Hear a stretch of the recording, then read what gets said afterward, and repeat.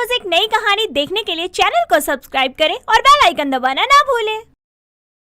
रश्मि बहुत ही ज्यादा खुश थी क्योंकि उसका रिश्ता एक बहुत ही बड़े और ऊंचे घराने में हो रहा था। रश्मि के ससुराल वालों का पूरे शहर में खूब बोलबाला था। शादी से कई दिनों पहले ही रश्मि अपनी जॉब छोड़ देती है और ये बात जब रश्मि की माँ माला को पता चलती है तो माला रश्मि से कहती है, तूने नौकरी क्यों छोड़ दी? माँ, मैं इतने ऊंचे और नामी लोगों के घर की बहू बनने जा रही हूँ। अब ऐसा अच्छा लगेगा क्या कि मैं अब भी कहीं 2 पैसों के लिए छोटी सी नौकरी करती रहूं? अब तो ये सब छोटे मोटे काम करने नहीं है मुझे। अक्कल पर पत्थर तो बहुत जोर से पड़े हैं ना, तभी तो सोचने समझने की शक्ति भी चली गई है ना। अरे ऊंचे और नामी लोग हैं और उनकी सोच भी ऊंची है, वो किसी काम को छोटा या बड़ा नहीं समझते हैं। माँ, मुझे कुछ नहीं सुनना है। अरे जब मेरे ससुराल वाले ही नहीं चाहते कि मैं कोई नौकरी करूं, तो आपको इतनी परेशानी क्यों हो रही है? या फिर बेटी की कमाई खाने की आपको आदत हो गई है? क्यों, सही कह रही हूँ ना मैं? 4 रुपए तो तू कमाती है और उसमें तेरे नखरे कितने रहते हैं पता भी है तुझे? अरे तेरी कमाई से ज्यादा तो तेरे पापा की पेंशन आती है जिसमें घर का खर्चा चलता है। आई बात समझ में? हाँ, तो जब घर का खर्चा पापा की पेंशन से चल ही रहा है तो मुझे क्यों बोल रही हो कमाने के लिए? बड़े और ऊंचे घर में रिश्ता तय होने के बाद तो रश्मि के तेवर ही बदल गए थे। वो खुद को एक महारानी और बाकी सभी को पानी समझती थी। कुछ दिनों बाद रश्मि की शादी हो जाती है। शादी के बाद रश्मि सुबह सुबह सो रही होती है, तभी उसकी सास रेखा, बहू, अरे ओ बहू, अभी तक सो रही है? आज तेरी पहली रसोई की रस्म है, भूल गई क्या? माँ जी, आप जाइए, मैं थोड़ी देर में नहा धोकर रसोई में आती हूँ। ठीक है बहू, लेकिन थोड़ा जल्दी करियो। रश्मि जल्दी से उठकर रसोई की तरफ जा ही रही होती है कि तभी रसोई के रास्ते में काम वाली सरिता मिल जाती है। अरे रश्मि मैडम, आप उठ गई? तुम कौन हो? शादी में तो नहीं देखा मैंने तुम्हें। मैडम, वो मैं इस घर की काम वाली हूँ। इतना सारा काम था, घर पे इतने मेहमान थे, तो मैं यहाँ घर का काम देख रही थी। मैडम, आज तो पहली रसोई है आपकी, क्या बनाओगे आप सबके लिए? तुझे अक्ल नहीं है क्या? सुबह सुबह काम वाली का चेहरा देख लिया।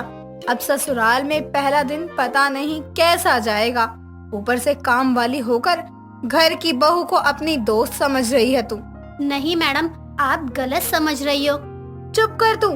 काम वाली है तो अपनी औकात में रहकर ही मुझसे बात कर। अगर जरा भी ऊंची आवाज में बात की ना तो ऐसा सबक सिखाऊंगी कि बोलना ही भूल जाएगी तू।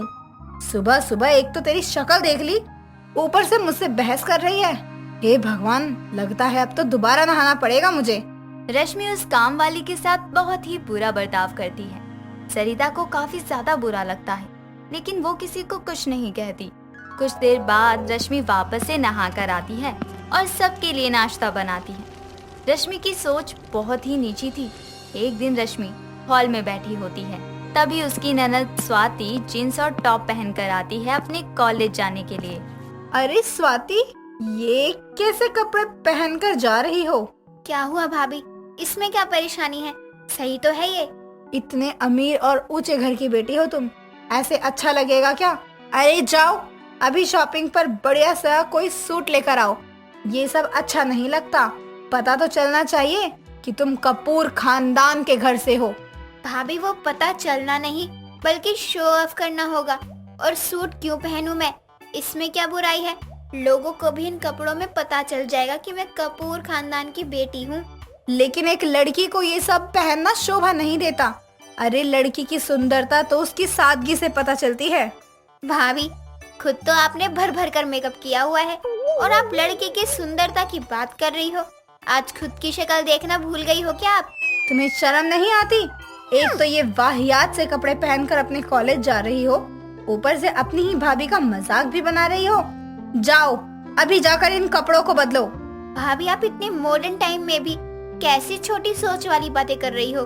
अरे मैंने अभी तो बस जीन्स टॉप पहना है, आप तो ये बोल रही हो कल को स्कर्ट पहन ली, तो आप मुझे तो कमरे में ही बंद कर दोगी। हाँ, कर सकती हूँ। इस ऊंचे घर का जो कोई भी नाम खराब करेगा, मैं उसके साथ ऐसा ही करूँगी। कॉलेज जाना है तो ढंग के कपड़े पहनकर ही जाना। वरना यहीं बैठ जाओ अपने कमरे में। अब भाभी से क्या ही बहस करूं, वो तो हर छोटी बात में इतना चिल्ला रही हैं। इतनी छोटी सोच है भाभी की, कुछ बोल दूंगी तो वही बोलती रहेंगी कि इज्जत नहीं करती। स्वाति तंग होकर अपनी भाभी की बात मान ही लेती है और कपड़े बदल देती है, कॉलेज चली जाती है। रश्मि की सोच इतनी छोटी थी कि अगर किसी को उसकी नीची सोच साफ दिखाई दे रही थी, ऐसे ही कई दिनों तक चलता रहता है। कुछ दिनों बाद जब सरिता सबको सास रेखा, ननद स्वाति और पति विवेक को खाना दे रही होती है, ये देखकर रश्मि को बहुत ज्यादा गुस्सा आता है और वो सरिता को एक जोर से थप्पड़ लगाती है। बहू ये क्या, तूने सरिता जी पर हाथ क्यों उठाया? जब घर की नौकरानी खुद को मालकिन समझने लगे तो यही करना चाहिए उसके साथ। इसको मैंने पहले भी समझाया था, लेकिन इसने हमेशा मेरी बात को काटकर अपनी बात मनवाई। रश्मि, ये तुमसे उम्र में कितनी बड़ी हैं? तुम्हें ना तो बात करने का तरीका आता है और ना ही बड़ों का लिहाज करना आता है। तुमने सरिता जी पर हाथ उठाया है। तुम जानती भी हो ये कब से हमारे घर में काम करती हुई आ रही हैं। इसी बात का तो घमंड है इसे कि ये हमारे घर में काम करते हुए आ रही है, लेकिन ये अपनी औकात भूल चुकी है। एक नौकर को अपनी नौकर की ही औकात में रहना चाहिए, समझ में आई? भाभी अब साफ साफ बताओ कि आप क्यों सरिता आंटी को सुनाए जा रही हो, इनकी गलती क्या है? इसे मैंने पहले ही कहा था कि अपनी औकात में रहे। मैंने कहा था कि घर के काम करे, लेकिन जो बहू के काम है खाना देना, इन सब में ये ना पड़े। और देखो, इन्हें तो खुद को बार बार गिनवाना होता है ना। बहू अब पता चला कि थप्पड़ कैसा लगता है, और यही थप्पड़ कोई अपने से छोटा मारे ना तो और भी जोर से लगता है। आज तो सरिता जी को इतना कुछ बोल दिया, लेकिन आगे ये गलती दोबारा ना हो जाए, वरना सरिता जी तो यही इसी घर में रहेंगी, लेकिन तेरा रहना ना रहना तेरे कर्मों पर ही होगा। अपनी सास की बात सुनकर रश्मि को और भी ज्यादा गुस्सा आता है और वो वहाँ से अपने कमरे में चली जाती है। रश्मि की निजी सोच ठीक होने का नाम ही नहीं ले रही थी। ऐसे ही कुछ दिनों बाद रेखा अपने पति के दोस्त उमेश के साथ रात में घर आती है और वो दोनों बहुत ही हंस हंस कर बातें कर रहे थे। ये सब रश्मि को बिल्कुल भी अच्छा नहीं लगता। माँ जी, आपको शर्म नहीं आती? घर में जवान बेटा, बहू और आपकी खुद की बेटी है, लेकिन आप है कि बाहर गुलछर्रे उड़ा रही हैं। रेखा जी, ये तुम्हारी बहू क्या बकवास करे जा रही है? वाह वाह वाह वाह, सामने कोई खड़ा है तो रेखा जी, रेखा जी। अरे अंकल की उम्र के हो आप, आपको अपने पोते पोतियां संभालने चाहिए और आप यहाँ मेरी सास को संभाल रहे हो। रेखा जी, आपसे तो अपनी बहू को शांत करवाया नहीं जा रहा है, लेकिन मैं यहाँ अपनी और बेइज्जती नहीं करवा सकता। जा रहा हूँ मैं यहाँ से। आपके लिए यही अच्छा होगा कि आप यहाँ से जाए, वरना जो मोर बनाकर यहाँ से निकालूंगी ना, बहुत महंगा पड़ेगा आपको। रश्मि की बात सुनकर उमेश वहाँ से चला जाता है। माँ जी, अब क्या हुआ? आपकी चोरी पकड़ी गई तो आप यहाँ मुंह बना रही हो। अब शांत खड़ी खड़ी क्या कर रही हो? बोलो ना कुछ।